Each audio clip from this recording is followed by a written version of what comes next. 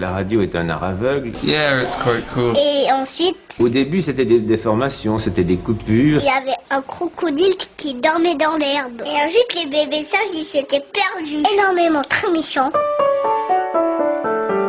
Bonjour, bienvenue dans les interviews d'Eric Cooper.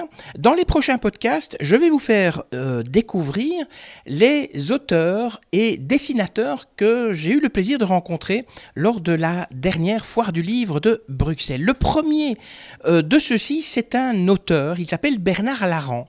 Alors voici le nom de quelques-uns de ses livres: Jeux pervers à Quimper, Omerta Bigouden, Un pavé dans la Loire, Effet domino à Concarneau, Les galets de Tréguenec. Vous l'avez bien sûr deviné, l'action des livres de Bernard Laran, qui sont des polars pleins de suspense, d'humour et d'émotion, il faut quand même le préciser, eh bien l'action se passe en Bretagne. Dans Les Frissons de Nantes, c'est son 20e polar. Et dans ce livre, dans ce polar, eh bien, il y a des nouveaux personnages qui apparaissent. Alors j'ai voulu savoir si le fait de faire apparaître des nouveaux personnages fait que des anciens personnages vont peut-être disparaître. Alors, si vous voulez, ce n'est pas tout à fait ça. Effectivement, dans le dernier livre apparaît un nouveau personnage, une nouvelle héroïne qui est une avocate nantaise. Mais on retrouvera dans les autres livres, dont le prochain qui sort au mois d'avril, Paul Capitaine et toute son équipe. Donc, il y aura d'un côté, juste avant l'été, les Paul Capitaine qui continuent et en fin d'année, une nouvelle série qui démarre et qui se passe à Nantes.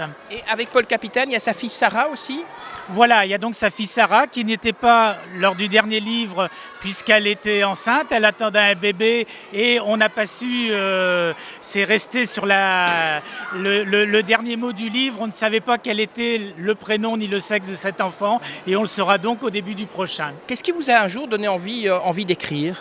Je crois que depuis que je suis tout jeune, j'ai écrit beaucoup de poèmes à un moment et puis je me suis marié, mon épouse adorait les romans policiers et je me suis dit pourquoi ne pas tenter ma chance en écrivant aussi des romans policiers. Comme j'étais en Bretagne et qu'il y a beaucoup de maisons d'édition de romans policiers en Bretagne, j'ai présenté 1 ou 2 manuscrits aux éditions Barguin et ils ont été acceptés. Ça fait 10 ans de ça et j'en suis donc là au 21e qui est sorti. Alors, quelle est la particularité justement de ces polars bretons ? Alors c'est assez particulier, il y a une étude qui est faite par une université d'Avignon qui ne comprend pas pourquoi les romans policiers bretons sont les livres qui se lisent le plus en France. Je m'entends, ils se vendent le plus parce que chaque exemplaire est lu par 10 à 12 personnes. C'est une enquête qu'ils ont faite et c'est donc quelque chose d'assez étonnant. Déjà, la Bretagne est la région de France où on lit le plus, où il y a le plus de lecteurs. Ensuite, le roman policier en Bretagne, je pense, s'intègre très bien à la région, à l'ambiance de la région. Et puis aussi, c'est vrai qu'on a beaucoup d'auteurs de romans policiers bretons, et ce qui fait donc que c'est renouvelé régulièrement. Est-ce que les lieux qui sont décrits dans vos romans, ce sont des lieux réels que, par exemple, si je vais en vacances en Bretagne, je vais reconnaître ? Ouais. C'est très souvent que j'ai une personne qui vient me voir en disant, par exemple, je prends l'exemple du livre de Bénodet, j'ai fait le tour de Bénodet avec votre livre et j'ai découvert des monuments, des lieux, rien que par votre description et de les revoir après devant moi. Et je crois que c'est important pour nous, c'est un des cachets de la maison d'édition, des éditions Barguin, que d'avoir une restitution fidèle des lieux que nous décrivons dans nos romans policiers. Alors, le capitaine, Paul Capitaine, comment est-ce qu'il est né ? Est-ce que c'est un personnage vraiment réel ? Enfin, vous avez été inspiré par un personnage réel ? Alors, c'est pas vraiment un personnage réel. Je ne suis pas policier. Mon grand-père l'était, moi je ne le suis pas. Par contre, j'ai essayé de créer un personnage à la fois complexe mais sympathique pour le lecteur, avec un passé que l'on découvre livre après livre. Il a travaillé dans les services secrets français. Il a des zones d'ombre qu'il ne dit même pas à sa fille, n'est même pas au courant. Et on le découvre petit à petit et je pense que c'est ce qui fait aussi le succès de cette collection, c'est que les gens ont beaucoup d'empathie pour Paul Capitaine. Et les lecteurs, ils s'attachent aux personnages de vos romans. Quand ils viennent comme ça dans des foires, qu'est-ce qu'ils vous disent par rapport à ces... Est-ce que parfois ils vous font des remarques sur certaines scènes, etc. Alors, il y a eu un moment, un nouveau personnage qui est arrivé, qui s'appelle Blaise, qui est un petit lieutenant reprenant un petit peu une partie de la jeunesse actuelle, c'est-à-dire un peu glandeur, pas très très fort pour aller là-haut au casse-pipe. Et il devait normalement disparaître au bout de deux opus. Et les lecteurs m'ont dit « Ah ben non, Blaise, il faut qu'il reste, il est tellement attachant. » C'est vrai qu'il est comme ça, mais il a un côté attachant. Et finalement, Blaise est resté. Et, il n'est pas mort à un moment, il aurait dû prendre une balle. Il est pas mort, il s'en est sorti. Et maintenant, c'est un personnage auquel le lecteur tient aussi. Alors, vos romans sont en français. Est-ce qu'il y a des traductions en breton de ces romans ? Non, il n'y a pas de traduction en breton, il n'y a pas non plus de traduction dans d'autres langues. On espère un jour pouvoir le faire en allemand, en anglais, en flamand, dans les langues européennes. Mais pour l'instant, ça représente quand même un coût assez important. Et la notoriété, parce que je vais dire en moyenne, mes livres se vendent à 10 000 exemplaires, n'est pas suffisamment importante pour que la maison d'édition prenne le risque de le traduire dans d'autres langues. Et en breton, le public est quand même trop petit pour une maison d'édition qui fait en général entre 3500 ou 5000 exemplaires au premier tirage.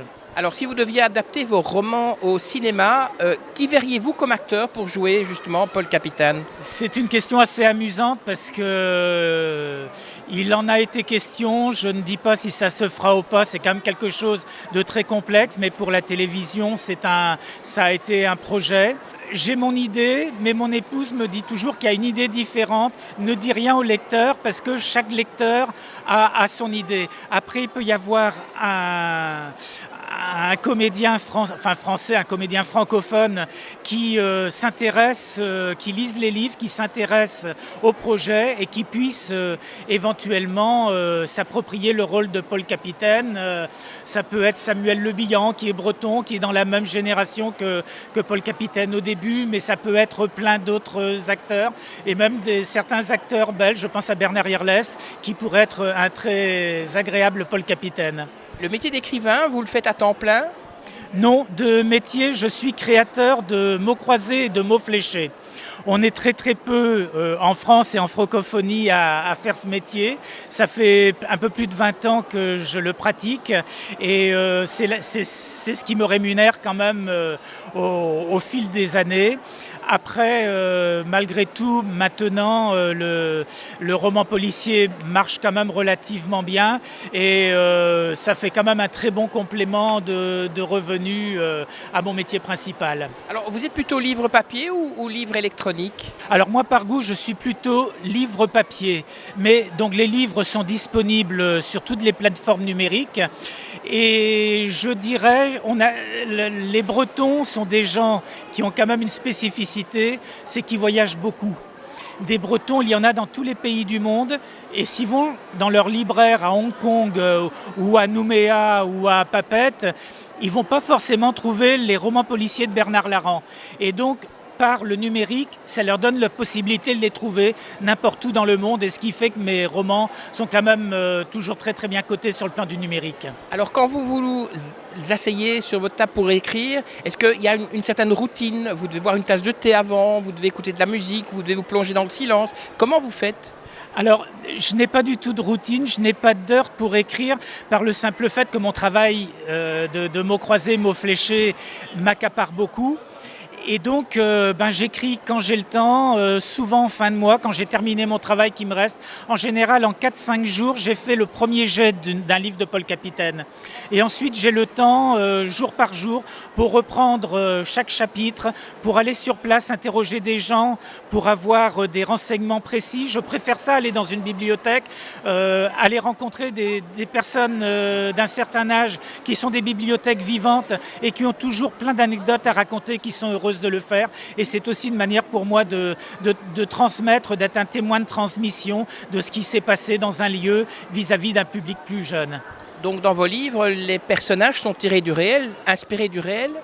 Les personnages sont quand même pour beaucoup inspirés du réel. Je prendrai le cas de Sarah.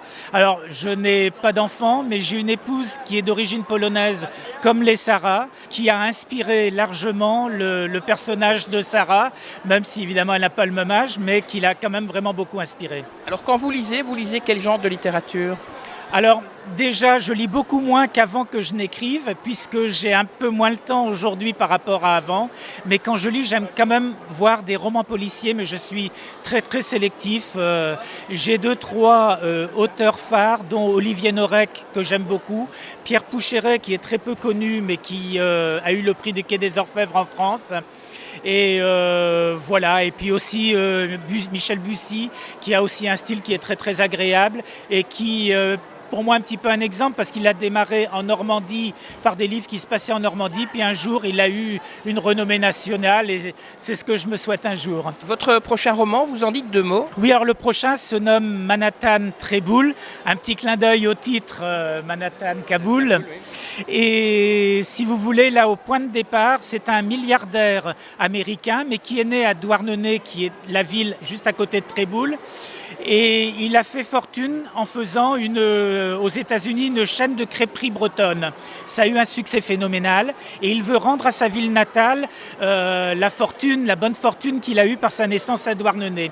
Il va y créer un casino et le jour d'inauguration du casino, on le retrouve mort dans une chambre du palace qu'il a fait à côté de son casino et à côté de lui, complètement dans les vapes, la commissaire de police qui est au-dessus de Paul Capitaine, Radia Belloumi.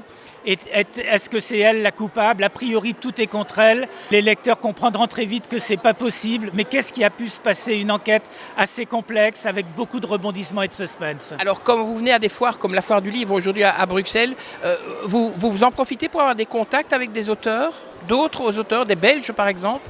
Alors, malheureusement, on n'a pas trop le temps parce que, et c'est un petit peu une bonne chose, on est quand même très accaparé par les lecteurs et c'est très bien et c'est quand même la part que l'on veut donner le plus parce qu'on retrouve quand même beaucoup de Belges quand on est en dédicace en Bretagne en été qui passent leurs vacances en Bretagne, qui viennent nous voir et disent vous vous souvenez de moi, on s'est vu à la foire du livre de Bruxelles et puis il y a des liens d'amitié qui se sont faits avec beaucoup de Belges qui nous ont dit mais en Bretagne on est très très bien reçus, c'est très agréable d'y venir et depuis quelques années on y vient en vacances régulièrement et nous on est heureux de les voir. Et puis parfois il dit on a pensé à vous, on vous a amené une bouteille de Duvel, c'est pas un message, mais voilà, c'est sympathique, il y a cette relation qui se fait, nous au stand, des fois il y a une petite galette bretonne aussi pour nos fidèles, voilà, c'est ça qui est sympathique, c'est cette relation. Alors si je comprends bien, vos livres, c'est aussi une invitation à aller visiter la Bretagne.